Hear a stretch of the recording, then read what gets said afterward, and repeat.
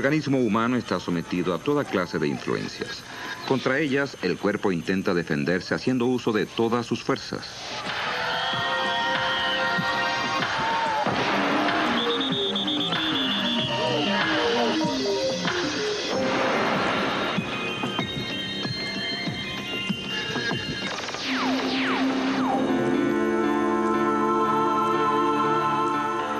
El sistema inmunitario humano se ha transformado a lo largo de la evolución en un potente mecanismo defensivo contra bacterias, virus y parásitos.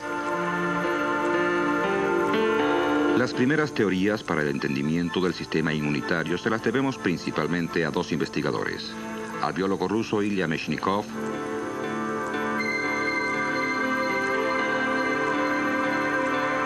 y al químico alemán Paul Ehrlich. En 1889, Paul Ehrlich permanece en Egipto varios meses para curarse de una leve tuberculosis. De regreso en Berlín, no se reincorpora a su puesto de trabajo en el hospital Charité.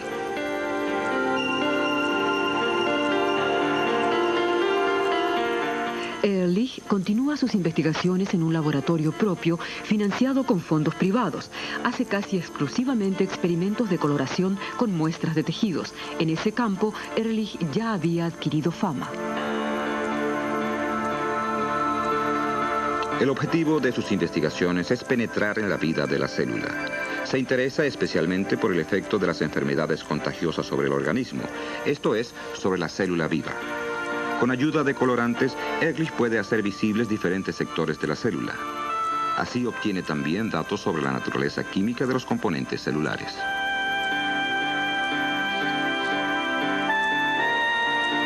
Pero sus experimentos requieren mucho tiempo y mucha paciencia. En el mismo año, 1889, Ehrlich advierte que los experimentos de coloración solo pueden conducirlo indirectamente a su objetivo. Decide entonces prescindir de ellos y emprender un nuevo camino. En experimentos con ratones, Ehrlich estudia el efecto de las toxinas formadas por bacterias. Como sustancias modelo utiliza dos proteínas, ricina y abrina.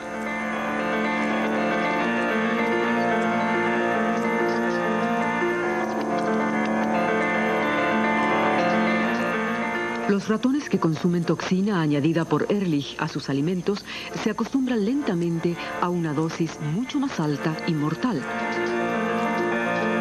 A raíz del tratamiento, los animales han adquirido fuerzas defensivas. Ahora son inmunes contra la toxina.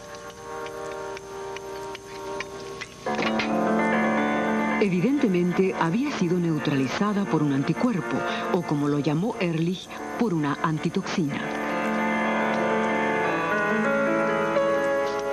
Para el químico ahora tenía prioridad la cuestión de si toxina y antitoxina se influían recíprocamente, o sea, de modo similar a cómo sucede en una reacción química. ¿O tal vez era necesaria además una fuerza externa vital? Con sus experimentos de laboratorio, Ehrlich demostró que la toxina y la antitoxina obtenida del suero de la sangre de animales inmunizados también reaccionan fuera del organismo sin la participación de células vivas. Toxinas y antitoxinas se combinan como hacen también otras moléculas en reacciones químicas sencillas. Ehrlich desarrolló la teoría de las cadenas laterales que publicó en el año 1897 con ilustraciones muy ingeniosas. Evidentemente, las antitoxinas estaban en las membranas de las células formando cadenas laterales. Si una determinada toxina es fijada por la cadena lateral correspondiente, se estimula a la célula a formar otras cadenas laterales del mismo tipo. Estas cadenas fijan más moléculas de la toxina. El exceso de cadenas laterales pasa a la sangre y así es posible neutralizar la toxina, ya en el plasma, pero también fuera del organismo, en la probeta. Uno de los muchos problemas sin resolver en aquella época consistía en no disponer de un remedio contra la difteria, una enfermedad infecciosa de la garganta que solo en el territorio del Reich alemán causaba anualmente decenas de millares de muertos, entre ellos muchos niños. En el desarrollo de un suero antidiftérico necesitado con urgencia trabajaba entonces otro gran investigador alemán, el bacteriólogo Robert Koch. Koch tomó como colaborador a Paul Ehrlich, quien gracias a sus trabajos sobre el efecto de las toxinas vegetales era el más indicado para controlar la eficacia de los sueros de sanguíneos. Se mejoraron entonces los métodos para aumentar el efecto inmunizador de la sangre de animales cargada con anticuerpos.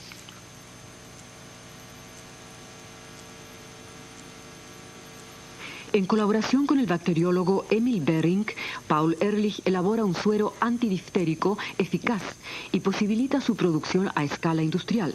Con este remedio, propagado en unos folletos dirigidos a la población, se consigue salvar la vida a numerosas personas. Pero el tratamiento con este suero no tuvo éxito contra muchas otras enfermedades infecciosas. Ehrlich reconoció que la seroterapia tenía sus límites. Por eso comenzó a investigar el efecto de sustancias químicas para el tratamiento de enfermedades infecciosas. Su mayor éxito en las nuevas investigaciones fue el descubrimiento del Salvarsan, el primer medicamento eficaz contra la sífilis. Este éxito le valió a Paul Ehrlich el título de fundador de la quimioterapia. Pero el premio Nobel en 1908 lo recibió por sus trabajos en el campo de la inmunología. Paul Ehrlich compartió el premio con el biólogo ruso Ilya Mechnikov. Según la teoría de Mechnikov, son los fagocitos, es decir, células devoradoras, las que detectan a los agentes patógenos invasores, los atacan y los exterminan. En mayo de 1882, Mechnikov tuvo que abandonar la Universidad de Odessa por intrigas políticas. Profundamente conmovido, se trasladó a Italia junto con su familia para reponerse de los adversos acontecimientos y dedicarse tranquilamente a sus trabajos científicos.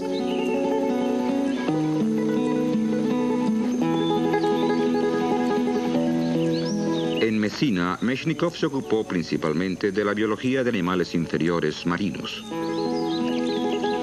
En sus experimentos alimentó estrellas de mar con colorantes y descubrió que los pigmentos eran absorbidos, realmente casi devorados, por células digestivas especiales. Evidentemente, eso estaba relacionado con la defensa del organismo contra invasores.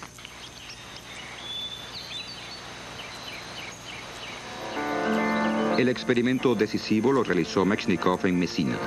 En las larvas semitransparentes de un asteroideo, una estrella de mar, podía observar bien los procesos. En el jardín de su casa, el biólogo encontró los cuerpos extraños que necesitaba. Las finas espinas de las rosas iban a ser utilizadas para invadir las larvas de la estrella de mar.